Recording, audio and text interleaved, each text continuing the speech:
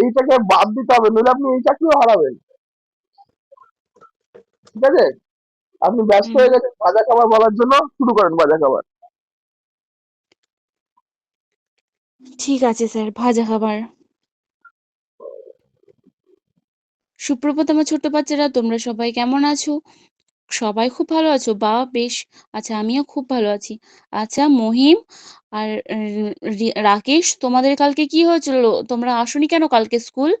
কি বলছো? তোমরা দুজনে মিলে পাড়ার মোড় থেকে চপ সিঙ্গারা কিনে খেয়েছিলে, তারপর পেটে ব্যথা হচ্ছিল তাই আসোনি? ও আচ্ছা। হ্যাঁ, তাহলে তো এটা তো ভারী ভাবার বিষয়। আচ্ছা, বাকিরা কি কেউ ভেবেছো? তোমাদের সাথেও কি কখনো এমন হয়েছে বাইরের ভাজা খাবারগুলো খাওয়ার পর পেটে ব্যথা হয়েছে? আচ্ছা, তাহলে আজকে আমরা এই বিষয়টা সম্পর্কেই জানবো, কেমন? আচ্ছা দেখো, আমরা যখন কি করি, বাড়িতে রান্না করে খাই তখন কি করি? মা কি করে? সাথে সাথেই পরিষ্কার পরিচ্ছন্নভাবে পরিষ্কার তেল দিয়ে রান্না করে। কিন্তু দোকানের ভাজা খাবারগুলো কি হয়? সেগুলো তো অনেক দিন ধরে থাকে, তো সেখানে কি হয়? অনেক তেলগুলো অনেক পুরনো হয়ে যায়। এই কারণে ওই ভাজা খাবারগুলো খেয়ে কি হয়? আমাদের পেটে ব্যথা হয়। আচ্ছা, উম আ প্রীতি, তুমি কি বলছো? তুমি বলছো যে চানাচুরও তো তেলে ভাজা, তাহলে চানাচুর খেয়ে আমাদের পেটে ব্যথা হয় না কেন? বাহ! তুমি খুব ভালো প্রশ্ন করেছো। দেখো, চানাচুরও তেলে ভাজা ঠিকই, কিন্তু চানাচুরগুলোকে যখন তৈরি করা হয়, প্রস্তুত করা হয়, তখন কি হয়? ওখানে যাতে কিছুদিন, বেশ কিছুদিন ধরে ওটাকে নষ্ট না হয়, তাই অনেক কিছু মেশানো হয়। তবে তুমি দেখবে চানাচুর বা অন্যান্য ভাজা জাতীয় খাবারের প্যাকেটের গায়ে একটা নির্দিষ্ট তারিখ দেওয়া থাকে, কতদিন পর্যন্ত সেটা ভালো থাকবে। তোমরা কি কখনো সেই তারিখটা দেখে কিনেছো? আচ্ছা, রিয়া তুমি কি বলছো? তুমি দেখেছো? হ্যাঁ, একদম ঠিক করেছো। আচ্ছা, আহ উম রহিম তুমি কি বলছো? যে চিপস আর কুরকুরের ক্ষেত্রেও কি তাই? হ্যাঁ, একদম ঠিক বলেছো। কুরকুরে আর চিপস ওইগুলোও তেলে ভাজা।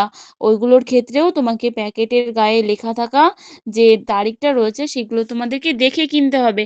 তবে তোমরা কি বলো তো, তারিখ যতই থাকুক না কেন, বাইরের যে প্যাকেট জাতীয় খাবারগুলো রয়েছে, যেগুলো তেল ভাজা, সেগুলো কিন্তু খাওয়া একদমই ঠিক নয়। খাবে, অল্প অল্প খাবে, কিন্তু বেশি খাওয়া একদমই ঠিক নয়। আচ্ছা, সুমি তুমি কি বলছো? পাউরুটি কি তাহলে তেলে ভাজা? না, তা তুমি ঠিক ভালোই প্রশ্ন করেছো। তবে পাউরুটি তেলে ভাজা নয়। পাউরুটি বিশেষ পদ্ধতিতে আগুনে সেকে প্রস্তুত করা হয়। তবে বেশি দিনকার হয়ে গেলে পাউরুটিটাও যদি খাওয়া হয় তাহলে সেক্ষেত্রেও আমাদের পেটে ব্যথা হবে। বুঝতে পেরেছো? তাহলে তোমরা আমাকে বলো তো, যে এমন কয়েকটা প্যাকেট জাতীয় খাবার যেটা তেলে ভাজা, কে বলবে? হ্যাঁ, কি বলছো? চিপস, কুরকুরে, নুনঝুরি? হ্যাঁ, খুব ভালো বলেছো। আর কি রয়েছে যেগুলো আমরা বাজারে কিনতে পাই?